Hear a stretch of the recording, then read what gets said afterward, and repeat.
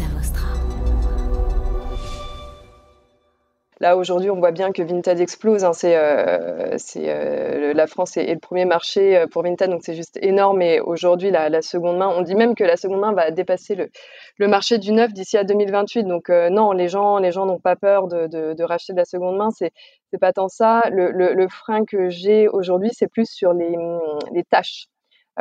C'est ce qui revient à chaque fois. Et si mon enfant fait une tache de carotte sur le vêtement, qu'est-ce qui se passe? Et effectivement, c'est vraiment ça aujourd'hui qui pose plus un problème, malgré que dans l'offre, et c'est ce que je mets bien en avant, c'est qu'il y ait, j'appelle ça la garantie zéro souci, c'est qu'il y a une assurance entre guillemets trou et tache, c'est-à-dire que il faut vraiment porter je vais dire les enfants.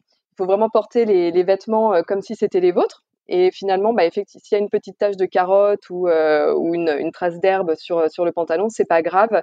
Les vêtements nous sont renvoyés tels quels. Il n'y a pas de frais supplémentaires.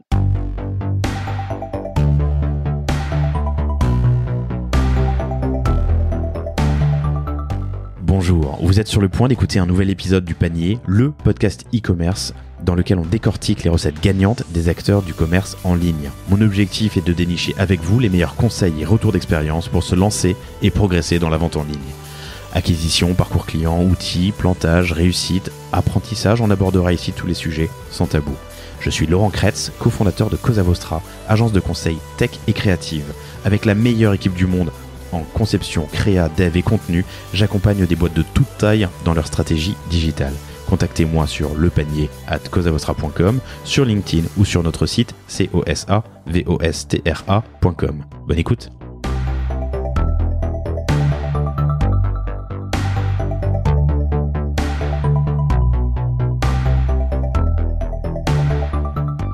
Bonjour à tous, bienvenue dans ce nouvel épisode du Panier. Je suis très heureux de recevoir aujourd'hui Marine Rose, qui est la fondatrice de Graines de Môme. Salut Marine, ça va ? Salut Laurent, ça va très bien et toi ?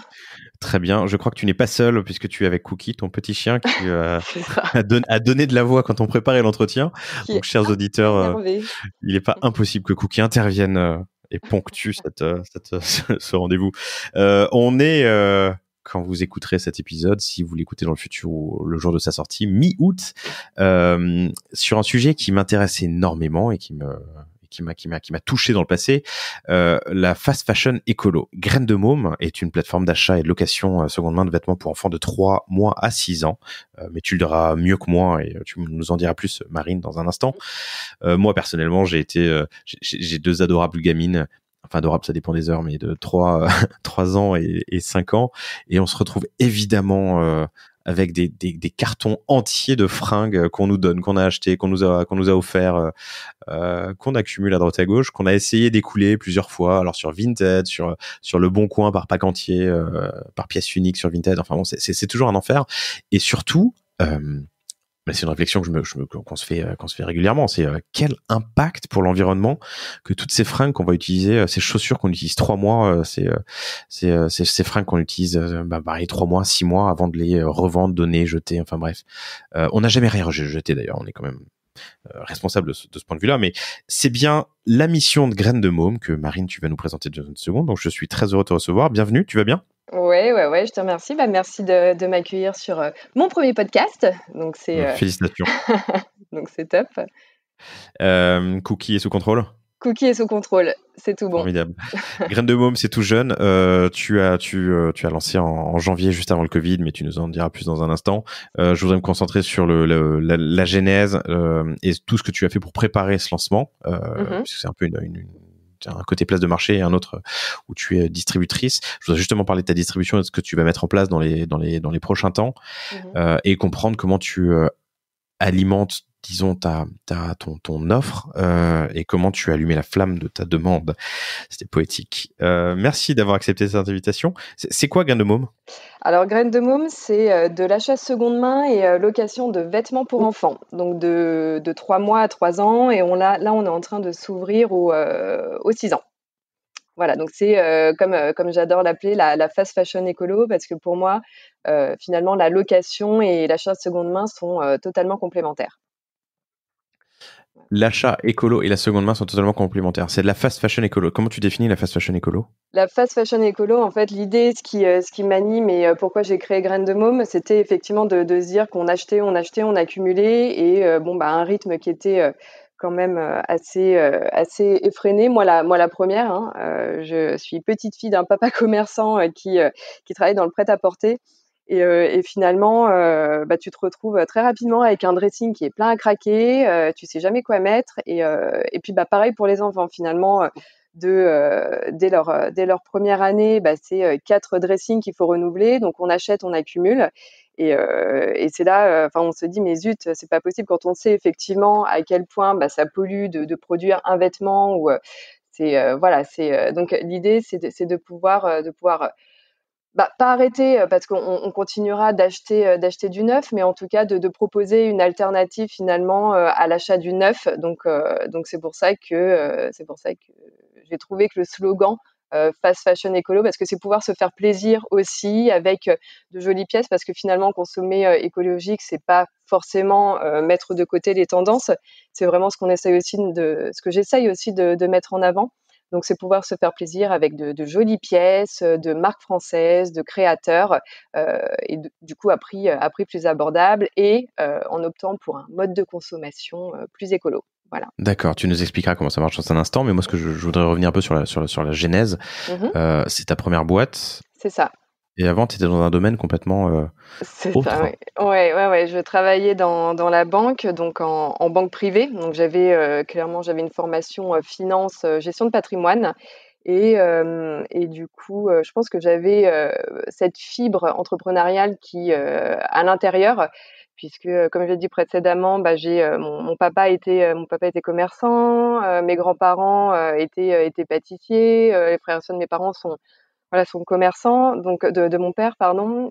Donc famille d'entrepreneurs. Ouais, famille d'entrepreneurs, et puis voilà, je suis comme ça avec, plein de projets à chaque fois. Enfin j'adore pour avancer, j'ai besoin d'avoir plein de projets et ce qui s'est passé, c'est que, pendant, l'organisation de mon mariage, donc en 2018, je recherchais des tenues, pour des petites filles, qui étaient les enfants d'honneur, donc elles avaient, 2 et 3 ans et je regardais sur internet et je trouvais, que le prix finalement des petites robes était assez exorbitant pour, des tenues qui ne seraient portées finalement que pendant la cérémonie ou en tout cas, qu'une journée.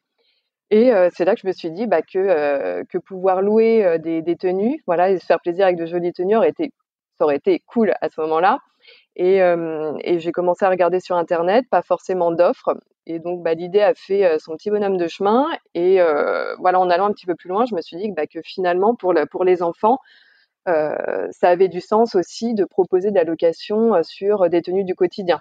Donc tenues du quotidien, pantalon, pull, gilet, manteau, voilà sur ce type de vêtements. Mais il y a déjà des acteurs, quand tu regardes le marché, il y a des acteurs pardon, pour les adultes, non ? Oui, alors effectivement, un acteur qui était le Closet, hein, qui a été lancé en 2015, qui lui est spécialisé sur la femme et femme enceinte, donc vêtements de grossesse. Pour toute la partie enfant, c'est vraiment encore très, très nouveau. Effectivement, on est aujourd'hui, 3 acteurs, mais on s'est lancé quasiment en même temps. Après les business models sont différents. L'offre est aussi différente donc voilà. Mais Ok. c'est un modèle qui est Mais très nouveau, ouais. personne pour les enfants, quoi. Si, 3. C'est justement les 3, pour les enfants, mais voilà, en tout cas, de ce que je peux voir, c'est que les business models sont différents. La façon Ok, dont ouais. pardon. Non, pas de. Et l'autre option à ce moment-là, c'est d'aller sur Vinted ou sur Le Bon Coin. Ouais, mais c'est encore différent. L'offre Vinted, tu vas retrouver effectivement, un peu de tout, en termes de vêtements. C'est vrai que pareil, pour les parents, poster, parce que nous, autant quand on a envie de vendre des vêtements, tu vas poster, ton pull, ta veste, voilà, ça va te prendre effectivement, très peu de temps. Par contre, pour tes enfants, c'est, pas 1 ou 2 pièces que tu as à revendre. Généralement, c'est des sacs Des entiers. cartons pleins, ouais. Voilà, exactement. Donc le retour que j'ai eu de 100% des parents. Et c'est que voilà, c'est vrai que c'est compliqué, un peu fastidieux parfois de tout mettre sur Vinted. Et puis ça prend du temps. Et quand on met des pièces qui ont coûté un petit bras quand même à l'achat, et qui se retrouvent à 5 euros et que parfois il faut négocier, bon, c'est vrai que ça devient un petit peu compliqué. Donc, pareil, Graines de Môme à la base, qui n'était que de la location, s'est transformé et s'est complété avec de l'achat seconde main. Et là, on est en train de voir effectivement pour pouvoir proposer une offre de rachat justement aux parents. Ok. Et du coup, qu'est-ce que tu fais quand tu m'as dit que tu as regardé le marché, tu as vu qu'il y avait des acteurs, mais pas sur le même modèle. Ouais. Tu en as parlé autour de toi. Est-ce que tu as fait des enquêtes, des études? Est-ce que tu as fait de... Ouais, en fait, moi, dès que j'ai quitté la banque, j'ai intégré un programme en fait de création d'entreprise via les premières, qui encourage l'entrepreneuriat féminin. Donc ça a été un accompagnement pendant 6 mois. Et effectivement, donc ça, parce que c'est vrai que pour moi c'est une totale reconversion, hein, moi qui ai plutôt un parcours finance, de mettre les pieds là-dedans et dans tout ce qui était marketing, études de marché. C'était clairement pas ma tasse de thé, pardon, même si j'ai fait ça à l'école. Mais du coup, voilà, c'est un programme qui permet de t'accompagner. Tu es suivi par des coachs, tous les mois, donc c'est juste génial. Tu as plusieurs jurys et tu passes devant des vrais, entre parenthèses, des vrais chefs d'entreprise. Donc voilà, ça permet vraiment de passer de l'idée, du stade d'idée finalement à la concrétisation du projet. Et en fait, pendant tous ces 6 mois, j'ai fait études de marché. J'ai commencé à acheter mes premières pièces. Je commercialisais avant que sur Instagram et Facebook. Donc voilà, j'ai commencé à tester finalement le modèle comme ça, voir le retour des clients, d'ajuster les prix, de créer des formules. Enfin, ça a été vraiment quand même quasiment un an, je dirais, un petit peu moins d'un an, mais de préparation, de retour marché. C'est assez long finalement. Je pensais pas, mais c'est beaucoup d'énergie et beaucoup de temps. Mais il faut passer par là de toute façon. Alors il faut, tout en mesurant il y a une autre approche qui est d'aller très vite sur le marché et puis d'itérer avant de faire ses recherches, mais j'entends. Alors les premières, ça se trouve sur wiki lespremières au pluriel évidemment.com. Tu recommandes? Ouais, je recommande. Alors, il y a plusieurs programmes, hein. Après, bon, il faut aller voir effectivement sur le site, mais il y a vraiment, ça permet vraiment pour des personnes qui ont un projet de création d'entreprise, d'apprendre à se structurer, et surtout pour la partie accompagnement de coach, ça vaut vraiment le coup parce que ça permet d'avancer donc à pas de géant. Sur des problématiques effectivement que quand on est tout seul, on pourrait passer des heures ou même des jours ou même des mois à rester sur ces choses-là. Et ce qui est génial, c'est que pareil, on se retrouve avec des personnes, donc là en l'occurrence c'était des femmes, mais qui ont des projets de création d'entreprise totalement différents, mais finalement on se rend compte qu'on a tous plus ou moins les mêmes problématiques. Et ça permet d'échanger, ça permet de se tester, de se challenger. Donc rien que pour ça aussi, pour les rencontres que j'ai pu faire, je recommande à 10 000%. Ouais. Ok. Et du coup, la conclusion de ce programme, La qu'est-ce conclusion, que tu avais comme ouais. livrable, ou t'en étais où à la fin de ce programme d'accélération? Et Enfin, à de recherche. la fin du programme, en fait, donc j'avais Graines de Môme était créé avec donc toute la partie études jusqu'à la partie business plan et projection sur 3 ans, offre et voilà comment arriver sur le marché, comment commercialiser. Et donc à la fin, on passe devant un jury d'experts. Une fois que les premières valident effectivement que le projet est mûr et qu'on peut y aller, donc on passe devant ce jury d'experts. Donc il y a BPI, France Initiative, des banquiers, des fonds d'investissement, des chefs d'entreprise. Et c'est ça qui est génial parce que du coup, on a le retour d'experts quoi, sur le projet. Donc c'est vraiment top. Et Et ça la permet possibilité de de lever se des fonds? challenger. Ouais, tout à fait, tout à fait. Alors c'est encore effectivement, ça peut être le moment, ça peut être le moment, mais Bon, généralement, là, c'était plus finalement pour avoir un retour de la part. Enfin, en tout cas, moi, c'est comme ça que je l'ai ressenti. C'était plus pour avoir un retour de la part effectivement des fonds d'investissement pour savoir sur quoi effectivement il fallait travailler pour pouvoir, effectivement, à une échéance courte, moyenne courte, pouvoir lever des fonds par la suite. Mais Ok, ok. Et du coup, ensuite, tu lances une campagne de crowdfunding? C'est ça, donc au mois d'octobre. Donc bon, effectivement, il y a eu pas mal de petits problèmes entre-temps, mais ce qui fait qu'effectivement, j'ai lancé ma campagne, j'en parlerai tout à l'heure, mais j'ai lancé ma campagne de crowdfunding donc sur Ulule au mois d'octobre 2019. C'était vraiment pour marquer le lancement, et puis voilà, donner le go.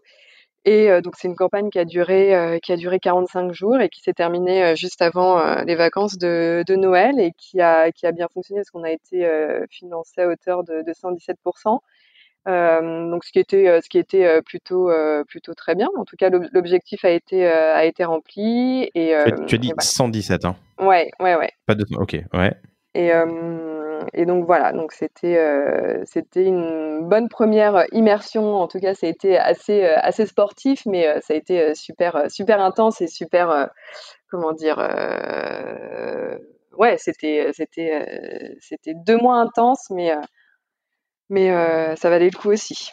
Alors, les apprentissages, Mmh. les insights que tu as eu sur cette Je levée de dirais, fonds, ouais. campagne de crowdfunding, pardon. Je dirais que, bien préparé en amont, même si moi, j'avais commencé à 3-4 mois avant avant de me lancer sur la campagne. C'est vraiment, préparer, avant le lancement. C'est avoir un réseau quand même, assez conséquent, je trouve, parce que mine de rien, peut-être que naïvement, je me disais: «Bon, effectivement, premier cercle, deuxième cercle va me permettre déjà, et effectivement, c'est ce que ça a fait, hein, de pouvoir atteindre un objectif déjà assez important. Donc ça a été le cas, mais après c'est assez compliqué. Il faut aller chercher plus loin, et là, la préparation du réseau, toute la partie journalistique aussi est super importante, et peut-être que j'aurais dû la travailler un petit peu plus, effectivement. C'est ton C'est enseignement? vraiment, ouais, ouais, ouais, c'est mon enseignement, ouais. Comment est-ce que tu aurais pu mieux la travailler, du coup? C'est en faisant beaucoup plus de mon dossier de presse était pas prêt à l'époque, donc il y avait ça. J'aurais dû peut-être, envoyer tout ce qui était dossier de presse, communiqué de presse, aux journalistes. Je devais avoir mon site internet. J'ai eu pas mal de soucis avec justement le développement du site, et donc je n'ai pas pu avoir le site pour le lancement de la campagne de crowdfunding, puisqu'il est sorti qu'en février. Il est sorti qu'en février 2020, donc Ok, avant le Covid. Donc pareil, bon, c'était un petit peu compliqué, voilà. Parce je que comprends. bon, c'est vrai que du coup, la location nécessite quand même. On est sur un nouveau mode de consommation. On propose, voilà, Cookie se réveille. On propose quand même un nouveau mode de consommation. Les gens ont besoin, j'imagine, de voir les vêtements, de voir ce qu'on propose. Et je pense que le fait que le site n'ait pas été en ligne a quand même freiné un petit peu. Et c'est les retours que j'ai pu avoir. Ok, je Donc un comprends. peu déçu, voilà. Déçu, mais tu l'as quand même réussi, donc c'est un beau succès. Enfin, Oui, oui, 117% sur ton objectif, c'est ouais, parfait pour une campagne. Déjà, ouais, ouais. l'atteindre, c'est super, le dépasser, c'est encore mieux. Je comprends. Du coup, ce que tu dis là, c'est intéressant, c'est que c'est quand même un nouveau mode de consommation. Il y a en Mhm. plus quelques frictions, j'imagine, quelques freins. Euh, je sais que j'ai jamais autant regardé les étiquettes, enfin la composition, pas la composition, comme on appelle ça, les tissus utilisés Ouais, dans les vêtements, que depuis que j'ai des c'est gamins. ça. Mhm. Il y a aussi ce côté, ça a déjà été porté, et pour ma petite princesse, mon petit roi, Mhm. il faut absolument quelque chose d'unique, neuf. Ça, tu le remarques sur le marché, ou c'est quand même... Non, c'est vraiment pas le frein premier, parce que là aujourd'hui on voit bien que Vinted explose, hein. La France est le premier marché pour Vinted, donc c'est juste énorme. Et aujourd'hui la seconde main, on dit même que la seconde main va dépasser le marché du neuf d'ici à 2028. Donc non, les gens n'ont pas peur de racheter de la seconde main. C'est pas tant ça. Le frein que j'ai aujourd'hui, c'est plus sur les tâches. C'est ce qui revient à chaque fois. Et si mon enfant fait une tache de carotte sur le vêtement, qu'est-ce qui se passe? Et effectivement, c'est vraiment ça. C'est vraiment ça aujourd'hui qui pose plus un problème, malgré que dans l'offre, et c'est ce que je mets bien en avant, c'est qu'il y ait, j'appelle ça la garantie zéro souci, c'est qu'il y a une assurance entre guillemets trou et tache, c'est-à-dire que il faut vraiment porter je vais dire les enfants. Il faut vraiment porter les vêtements comme si c'était les vôtres. Et finalement, bah, effectivement, s'il y a une petite tache de carotte ou une trace d'herbe sur le pantalon, c'est pas grave. Les vêtements nous sont renvoyés tels quels. Il n'y a pas de frais supplémentaires. Mais c'est vrai Parce que que c'est la vie. c'est parce que c'est la vie. Et c'est vraiment là-dessus qu'il faut comment dire? Parce qu'encore une fois, c'est nouveau, c'est un service et les gens n'ont pas forcément l'habitude. C'est un nouveau mode de consommation, donc il y a une sorte de rôle pédagogique aussi. L'évangélisation à faire. Ouais, exactement. C'est ça qui prend beaucoup de temps, c'est ça qui est un petit peu compliqué, mais là, clairement, les clientes qui me suivent depuis le début, voilà, pourront le dire à ma place, mais c'est qu'une fois qu'on a testé, voilà, j'ai toujours mes premières clientes qui sont là, qui sont fidèles et voilà, qui sont rentrées dans dans ce mode de consommation sans problème et voilà, qui s'approprient le vêtement et qui pensent plus, voilà, qui ne sont pas forcément stressés de l'utiliser. Mais c'est vraiment ce premier frein que en fait on a sur la location, ouais. Alors c'est assez dingue, tu m'as dit que la seconde main devrait dépasser le neuf d'ici 2028? Ouais, d'ici 2028. Et ce qui est dingue, je m'étonne tous les jours, c'est qu'aujourd'hui, bah, en tout cas, si je reste dans le domaine de l'enfant, hein, bien sûr, mais on a des acteurs comme Cyrillus qui ont monté une marketplace qui s'appelle Seconde Histoire par Cyrillus, voilà, qui commercialise les vêtements Cyrillus en seconde main. On a Seconde essor? Seconde Histoire. Seconde Histoire, ok. Ouais, on a Jacadi, Heidi Truck avec Jacadi. On a, si je prends pour l'adulte, bah, les Galeries Lafayette qui maintenant ont un corner seconde main. On a plein de marques qui se développent et qui sont en train de proposer une offre seconde main. C'est assez dingue. Même là, si vous allez chez Citadium à Paris, il y a le corner seconde main. C'est vraiment quelque chose. Ça devient la mode finalement de consommer la seconde main. C'est la mode, mais non seulement c'est la mode, mais en plus c'est bien pour la planète et pour C'est exactement ça. Okay. Bah, c'est exactement ça. Et c'est ça qui est top parce que on se rend bien compte qu'aujourd'hui, même en achetant seconde main, enfin les vêtements sont nickel. Moi, je sais que j'achète quasiment que de seconde main maintenant. Enfin, on arrive à trouver parce que effectivement, les gens achètent en masse et ne portent que parfois 2 ou 3 fois les vêtements et donc on se retrouve avec des pièces nickel, donc qu'on achète moins cher. Donc c'est voilà, c'est juste c'est top. Et effectivement, bah, c'est la grosse cerise sur le gâteau, c'est on consomme de manière responsable. Donc un marché en pleine essor, en tout cas des tendances de consommation qui évoluent, un petit rôle d'évangélisation, ta campagne crowdfunding qui est un succès, qui aurait pu l'être un peu plus si je comprends ce que tu me dis, mais qui est un succès quand même. Tu fais développer ton site en parallèle de ta campagne? Oui. En externe, par des prestats? Alors, c'est même pas en parallèle, c'est que j'avais commencé en mai 2019, donc un mois finalement après m'être dit allez, je me lance. Mais effectivement, bah, ça a pris énormément de temps. La complexité finalement du modèle de location, parce que c'est pas un simple site finalement e-commerce, parce qu'il y a toute la gestion finalement, ce que j'appelle la logistique reverse, donc c'est-à-dire l'automatisation, l'envoi du mail au client pour dire bon bah J-7, il faut que vous pensiez à nous retourner les vêtements, l'envoi d'étiquettes prépayées pour le retour des vêtements, tout ce qui va être remise en stock, enfin toute cette partie-là en fait est vraiment du développement sur mesure. Ouais, parce que c'est une nouvelle. Ok, je comprends. Ouais, c'est vraiment du développement, pardon, pur et dur.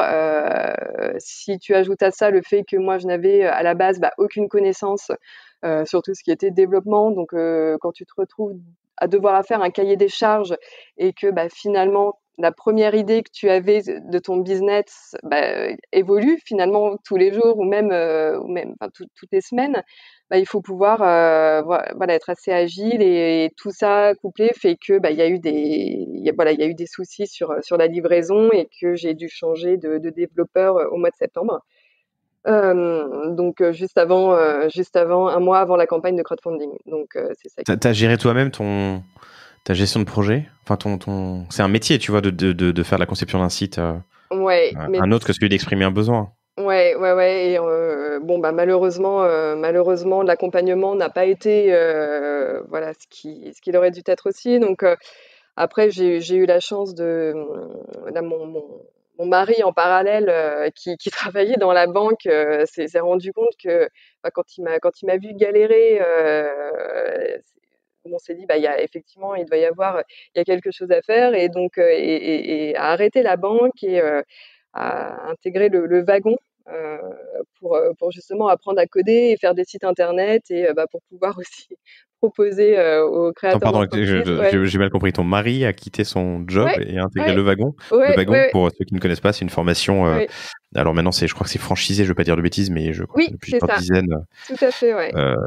Ça devient une école de code. Ton mari a fait ça, c'est formidable. C'est quel Ouais. dévouement. Alors, Alors, c'est compliqué quand on est deux à quitter son job pour. ouais, ouais, ouais, on s'est. Alors lui, hein, pareil, hein, ça faisait un petit moment qu'il voulait changer et pareil, toujours 10 000 projets en tête. Mais en fait, on se rend compte que finalement, ce qui manque, et la clé, c'est de pouvoir développer et le mettre sur un site internet. C'est de pouvoir mettre cette idée sur un site internet. Et en fait, il s'est dit, j'ai envie de tester tous les projets ou quelques projets en tout cas que j'avais envie de développer. Et donc en janvier, il a fait cette école et c'est même lui qui m'a fait ma boutique seconde main pendant le confinement. Donc c'est vrai que ça c'est plutôt pas mal. C'est plutôt pas mal. Ça m'a permis d'aller beaucoup plus vite que qu'au départ pour la location. Ouais, non, je trouve ça génial. Moi, ma compagne, elle gardait son job à l'époque où j'ai lancé une boîte et on était ensemble. Ça Ouais, permettait de payer les loyers. Donc, elle a été formidable, patiente. ouais, ouais, Bref. Donc, ok, donc tu as pu avancer en parallèle de la campagne de crowdfunding. ouais, ouais, ouais. Ça, c'est sur la partie technique. Vous avez choisi de partir sur PrestaShop. Ah, C'était le ouais. choix du premier Presta que tu as eu ou Alors, le premier Presta avait essayé WordPress, PrestaShop, Shopify, on avait même pensé, enfin, il m'avait même proposé Magento, mais bon, voilà, c'était, pour au final revenir, effectivement sur, du PrestaShop, mais donc ils n'ont pas pu me développer le site. Mais en tout cas, le second prestataire effectivement, est parti sur du PrestaShop, ce qui semblait en tout cas le mieux pour ce que je souhaitais. Mais pareil, hein, en tout cas, l'idée que j'avais de Graines de Môme avec toutes les fonctionnalités et en tout cas, voilà, on va dire mon site rêvé.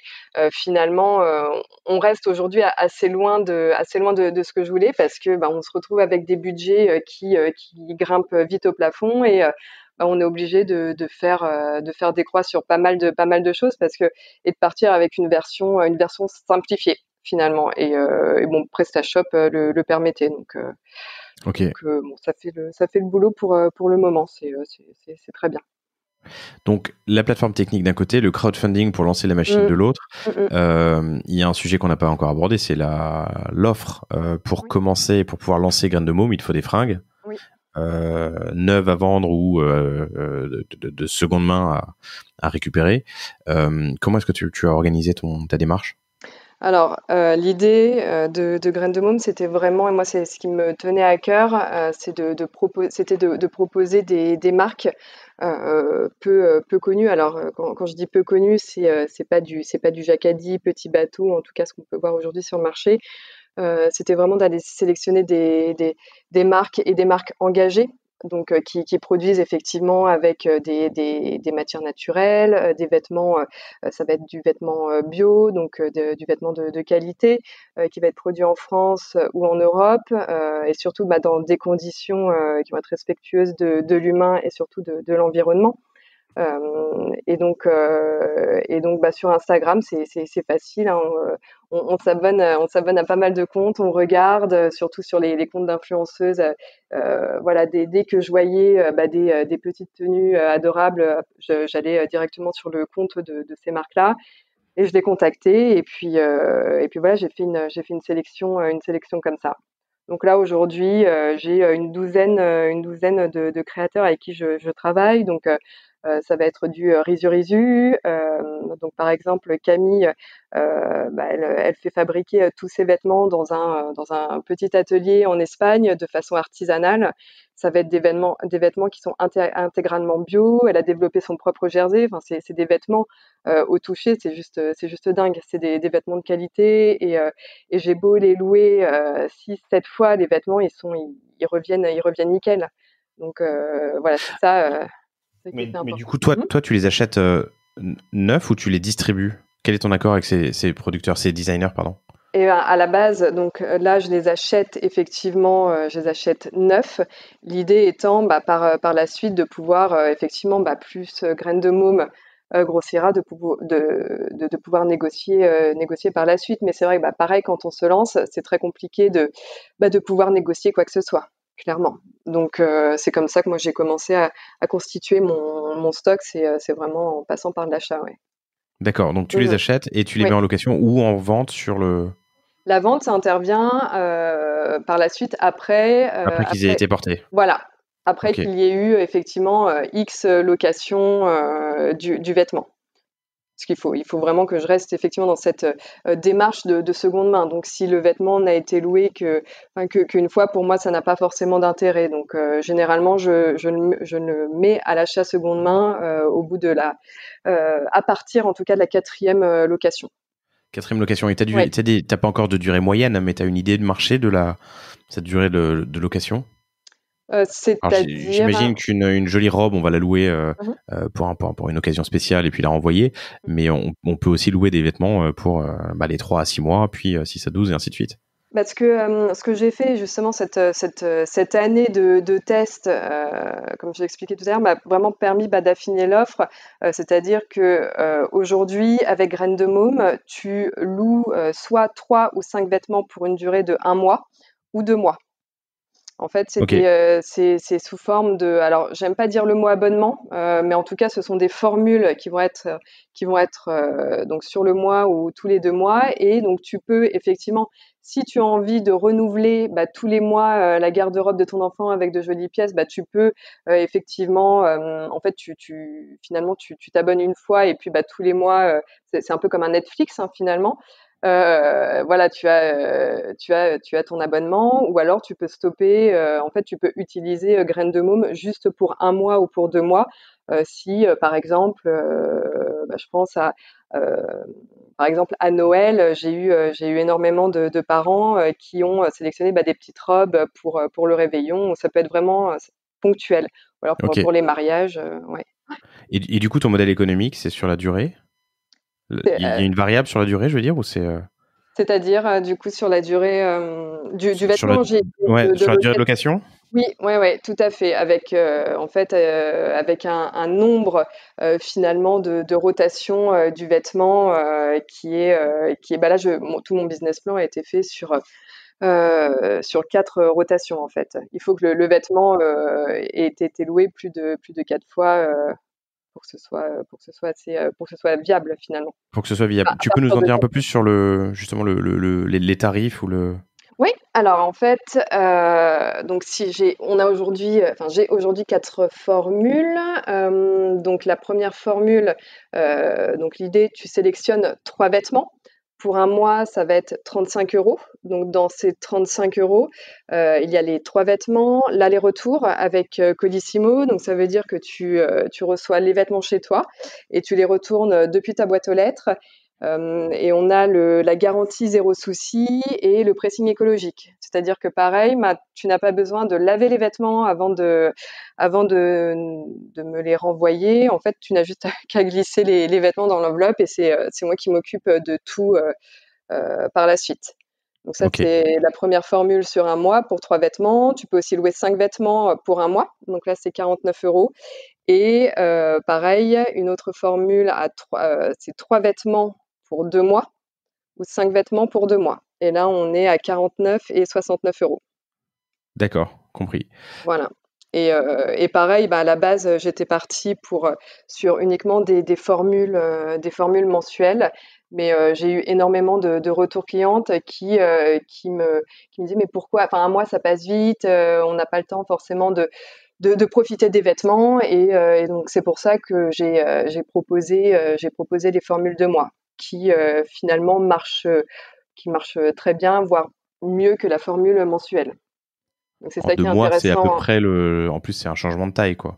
C'est Enfin, exactement ça, ouais. ouais, ok. Ça peut être ça. En tout cas, la première année, c'est ça. Mais On change après, souvent, quoi. Ouais. ouais, ça répond vraiment à différents besoins, parce que de l'autre côté, j'ai des clientes qui ont envie de renouveler tous les mois, donc qui ont envie de sélectionner 3 vêtements, d'avoir 3 nouveaux vêtements en fait tous les mois. Donc c'est vraiment différents budgets, finalement différents besoins, différentes envies. Donc c'est plutôt pas mal. Ok. Tu as aussi une activité de vide dressing, du coup? Oui, donc ça, je suis en train de le développer, puisque donc on était parti à la base que sur de la location. Là, pendant la période de confinement, j'ai ouvert la boutique seconde main, donc qui est venue compléter la location.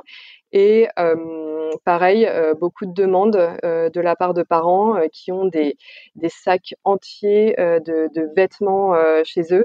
Et justement, je suis en train de réfléchir à une façon de pouvoir finalement répondre à ce besoin. C'est-à-dire que ce que m'ont dit 100% des parents, c'est que c'était ultra chronophage, voilà, de mettre ça sur Vinted, et surtout de belles pièces, de les mettre à un prix qui pouvait être parfois dérisoire. Donc l'idée, toujours en fonctionnant on va dire, enfin, de simplifier, on va dire, la vie des parents, c'est d'aller directement chez les parents, et de faire la sélection, de faire le tri avec eux, de proposer justement un prix de rachat, et de vendre un prix de vente, pardon, et de vendre pour eux, de s'occuper finalement totalement du vide dressing de leurs enfants. Donc, D'accord. par exemple, tu as une pièce, tu as une barboteuse Jacadi, au lieu de la mettre à 5 € sur Vinted, nous, on arrivera à la vendre à un prix un peu plus élevé. Et l'idée, c'est que tu touches, toi, entre 60 et 70% du prix de vente. Et donc nous, on se sera occupé de laver le vêtement, de faire les photos, de l'envoyer au client. Voilà, donc finalement, tu n'as rien à faire. Sur de la location aussi? Non, non, non, Ou de ça c'est l'achat? Que de que ça l'achat. c'est que de l'achat. Ouais, ouais, ouais, Ok, ça c'est que de l'achat. Voilà. ok, compris. Euh, je suis en train de me dire que le seuil de rentabilité sur ce genre sur cette activité, il doit être difficile à trouver. Il faut du volume, quoi. Il faut du volume. Après, encore une fois, comment dire, sans trop en dévoiler, parce que effectivement, c'est beaucoup de travail, c'est beaucoup d'heures passées à justement faire des tests prix, des tests effectivement de rotation, de savoir à quel prix il faut racheter au créateur, pour pouvoir rentrer, effectivement, avoir un modèle qui soit rentable. Euh, Tout ça fait que ce que je propose aujourd'hui euh, fait que finalement, ça peut se tenir, et ça peut aller vite. Ce qui n'a pas forcément été le cas sur d'autres entreprises, parce qu'il y a d'autres entreprises qui se sont lancées sur la location et qui ont arrêté au bout d'un an. Ok. Mais le modèle était différent, mais c'est sûr que c'est tout nouveau. C'est un modèle économique qui est totalement nouveau. Donc, il n'y a pas forcément d'exemple sur le marché, donc c'est constamment du test and learn. Et sauf que le fait que je sois une toute petite entreprise et assez agile, ça permet de tester énormément de choses, et finalement de pouvoir s'adapter très rapidement. Donc, je pense avoir aujourd'hui, en tout cas, une bonne, on va dire, une bonne, Un bon aide-moi. setup, un bon dispositif, une bonne disposition pour. En tout cas, Ouais, en tout cas, le business model tel que je suis en train de le développer aujourd'hui est plutôt cohérent et je pense me permettra en tout cas d'être rentable assez rapidement. Ouais. Donc, une campagne crowdfunding qui a bien marché fin d'année, le site internet en parallèle, l'offre, donc les fringues, tu l'as dit, avec des producteurs sélectionnés sur le volet, production proche, intelligente, engagée, respectueuse de l'humain et de l'environnement, tu l'as dit. Et maintenant, la demande. Donc, tu as lancé officiellement en début d'année, malheureusement avant le Covid, mais à la rigueur, je suis en train de me demander si c'est pas une bonne chose. Enfin, c'est pas une bonne chose. Non, je pense pas que ce soit une bonne chose. Mais en tout cas, pendant le Covid, on pouvait plus aller faire de shopping, donc pourquoi pas. Raconte-moi comment tu as procédé pour ton lancement. Donc, le site est sorti donc effectivement début février. Alors, ce qui a été topissime, c'est que Graines de Môme était passé à la maison des maternelles début janvier. Donc, ça a permis de donner un énorme, on va dire un gros coup de pub. Mais donc, je n'avais toujours pas le site, c'était le gros problème. Mais en tout cas, on avait mis une sorte de landing page sur laquelle les clients, en tout cas, pouvaient s'inscrire. Et donc, suite à ce passage, j'ai eu quand même, on va dire, pas mal de clients à recontacter. Justement pour le lancement et donc à partir du 11 février, parce que quand je te dis que c'était un mois avant le confinement, c'était vraiment un mois. Et donc le 11 février, le site est sorti et voilà, c'est parti. Ça a été une très belle première journée. Et ça a continué comme ça donc pendant tout le février, mars et seulement à partir de mi-mars, là, en fait la poste dans la région où j'habite, donc à Asnières, a arrêté. Ce qui fait que je ne pouvais plus envoyer les colis, je ne pouvais plus récupérer les colis de mes clientes. J'avais énormément de colis qui étaient en transit. Donc je n'avais aucune idée d'où ils étaient, donc beaucoup de stress parce que c'est des vêtements qui en moyenne, si tu veux, à l'achat valent 60-70 €. Donc ça faisait quand même un petit montant de stock qui était dans la nature.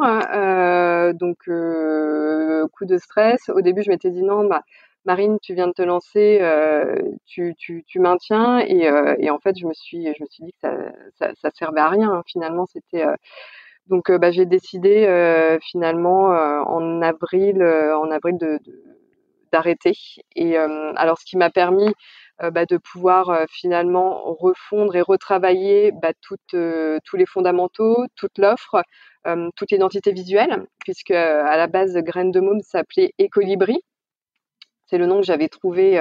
À la base, c'était en référence à la légende de Pierre Rabhi. Oui, d'accord. Du colibri, chacun fait sa part et c'est vrai que quand je m'étais lancée toute seule, j'avais trouvé ce nom sympa. Il y avait le côté éco qui faisait penser justement à ce mode de consommation plus responsable. Et ce qui est bien, c'est que quand tu te lances, quand tu es une toute jeune entreprise, tu peux bénéficier de subventions de la part de BPI, des prêts d'honneur de France Initiative. Tu es quand même beaucoup aidé, donc c'est ça qui a été super chouette. Et toutes ces subventions m'ont permis de pouvoir travailler avec une amie à moi en freelance qui donc Sophie Quadic qui a retravaillé toute la partie identité visuelle, communication, marketing. Et donc, on a refondu intégralement cette identité, qu'on a remis, on a refait un nouveau site. En tout cas, le fonctionnement du site est resté le même, mais en tout cas, toute la partie visuelle a changé, le nom a changé. J'ai pu travailler aussi avec l'école Digital Campus sur Paris. Ça, c'était une expérience qui était formidable parce que j'ai eu 60 étudiants qui ont travaillé sur toute l'identité de marque de Graines de Môme dans le cadre de leur soutenance de Master 1. Et donc donc ils étaient divisés en 6 ou 7 groupes et ça a été juste ultra enrichissant. Donc on est parti de cette base.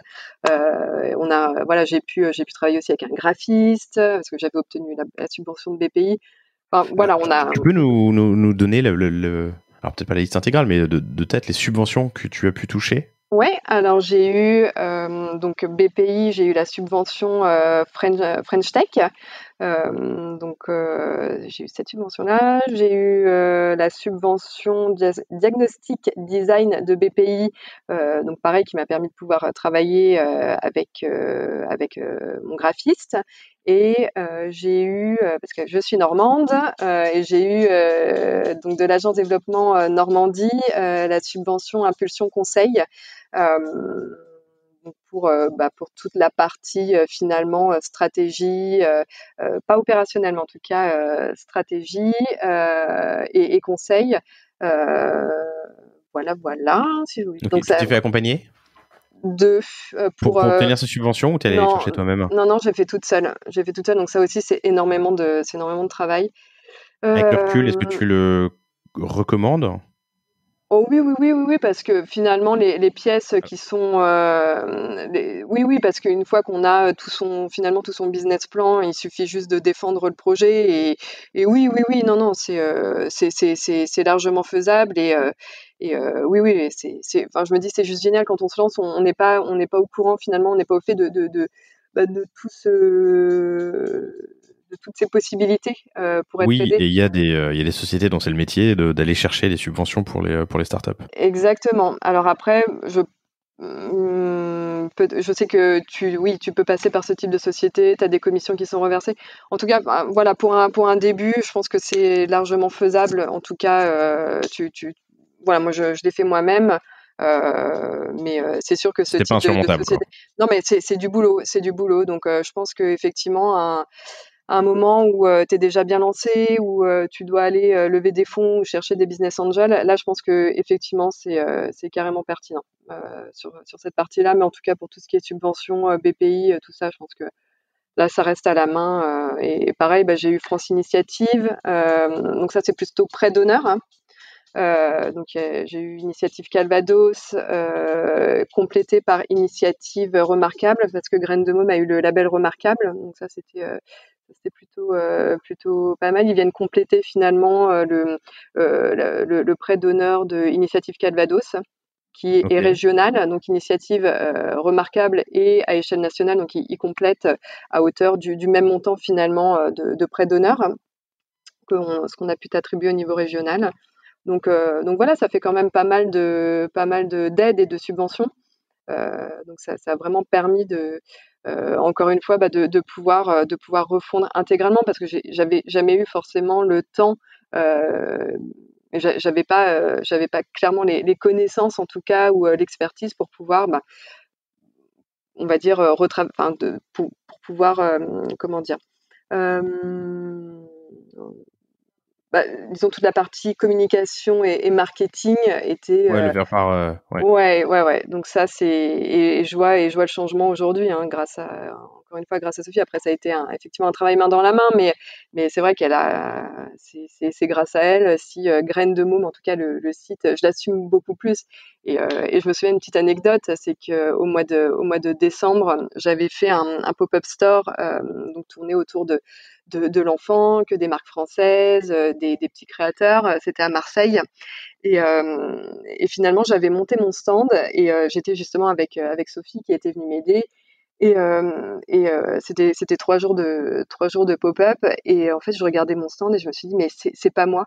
Je me retrouvais pas en fait dans ce que j'avais pu mettre en place moi toute seule au début, que ce soit le nom, c'était des couleurs qui étaient assez pastel, et moi qui n'ai pas d'enfant, enfin, je me retrouvais pas forcément et donc c'est pour ça qu'aujourd'hui, quand vous allez sur le site, on a des couleurs qui sont beaucoup plus peps, qui font un peu plus vintage et qui me ressemblent beaucoup plus. Donc c'est quelque chose que j'assume beaucoup plus. On a remis toutes les valeurs parce qu'à la base, quand tu allais sur le site, tu savais pas forcément pourquoi, qui était derrière Graines de Môme, qui était la fondatrice, quelles étaient les valeurs. Ça, c'est des choses pourtant qui paraissent basiques aujourd'hui, mais que je n'avais pas forcément remis sur le site. Et là, on a retravaillé tout ça et ça a beaucoup plus de cohérence aujourd'hui.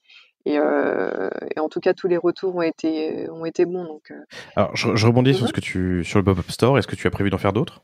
Oui, ouais, bah là, au mois de septembre, je croise les doigts. Si tout va bien, il y a la Kids, etc., qui est à l'espace Contamine, si je dis pas de bêtises, et qui est aux alentours du 15 septembre. Ok, tu penses que c'est important? Oh bah, en termes de visibilité, je trouve que c'est top parce qu'on n'est qu'avec des marques, effectivement autour de l'enfant, donc c'est quand même très ciblé. Moi, ce que j'adore, c'est vraiment d'aller à la rencontre, des parents, d'avoir des retours, de se nourrir de ça, ça permet de pouvoir faire évoluer l'offre aussi. Et ce qui est top, c'est de pouvoir aussi, échanger avec, tous ces autres entrepreneurs. De faire des connaissances, ça permet de tisser un réseau, de nouer des liens. Donc, ouais, pour moi, c'est primordial. J'ai une amie qui cartonne, qui refuse d'intervenir sur ce podcast et je lui en veux. J'espère qu'elle m'écoutera et m'entendra. Ouais. Mais qui est la fondatrice de Lily & Co, qui fait des bijoux et qui elle cartonne sur des pop-up stores et qu'elle a donc c'est des bijoux qu'elle produit elle-même et qu'elle distribue sur son site, sur Etsy, mais surtout dans des pop-up, soit donc des stores éphémères, mais aussi parfois dans en corner dans des boutiques. Ça c'est assez classique, mais elle fait aussi des pop-up en entreprise.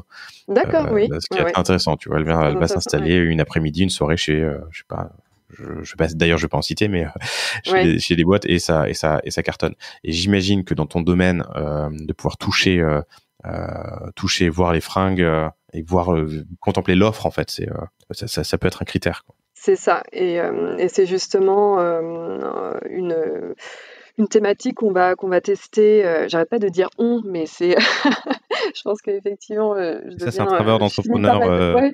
C'est Donc, ta boîte, c'est ton je accomplissement. ouais, il Ouais. faut, donc, au mois de septembre, je vais tester le point de vente physique, donc sur Asnières, où j'habite. Donc, la mairie me permet de bénéficier d'un local, d'un magasin, qui est en plus canon, juste en face de la mairie, à côté de crèches, écoles, parcs, donc très, très bien situé. Et donc ça pendant un mois. Donc je vais avoir un bail précaire. Parce que c'est vrai que l'inconvénient sur Paris, ou en tout cas proche grande couronne, c'est que les loyers, ça coûte très très cher.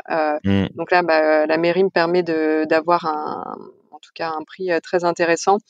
Et du coup, je vais pouvoir tester ce point de vente physique. Donc ça va être, j'ai hâte parce que ça va être une super opportunité. Et rien que là, en communiquant sur les groupes Facebook de Asnières et les communes alentours, les gens en tout cas sont très enthousiastes à l'idée. Et même le fait, donc j'ai commencé à communiquer sur le fait que Graines de Môme rachetait les vêtements, venez chez vous. Et le jour où j'ai posté ça sur le groupe d'Asnières, sur le groupe Facebook d'Asnières, mais j'ai eu je sais pas combien de demandes. Donc ouais, je pense que ça va permettre même aux clients de pouvoir apporter leurs vêtements sur le point de vente physique. Enfin, voilà, il y a encore une fois plein de choses à tester. Et c'est vraiment l'idée de ce pop-up store au mois de septembre. Marine, pour conclure, peut-être que si tu avais une seule chose que tu aurais pu faire différemment sur ces 18 derniers mois, qu'est-ce que ce serait? Une chose que j'aurais faite différemment, peut-être, c'est compliqué parce que je dirais peut-être m'associer ou créer la boîte à deux. C'est peut-être, et encore je dis ça, mais parce que c'est vrai que c'est assez dur moralement. Bon, c'est vraiment l'ascenseur émotionnel. Et c'est vrai que quand tu es deux, c'est bien d'avoir quelqu'un qui va prendre le relais, ou voilà, ou même te soutenir, même si mon mari ou ma famille ou mes amis sont là, sont très proches. Je trouve que quand tu es deux, c'est quand même différent. Et là, je l'ai vu avec Sophie, donc qui m'a accompagnée en tant que freelance. Ça a été quand même un bonheur. Elle m'a accompagnée de mars jusqu'à août.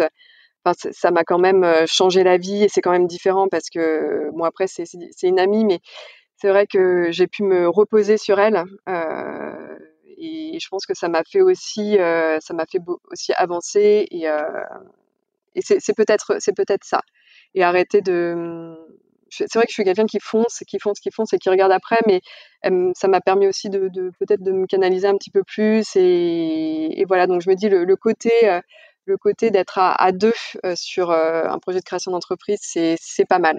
Mais je dirais pas que je regrette, mais ce serait peut-être ça. Et puis ça permet aussi de pouvoir couper un petit peu, de savoir que t'as quelqu'un qui prend entre guillemets un peu le relais pendant. Ouais, bien sûr. Ouais, c'est. Entreprendre seul, c'est très très difficile. Ouais. En même temps, t'as un super freelance à la maison. J'en ai 2. Bah oui, voilà, j'ai un super freelance. Ton mari qui a pris le.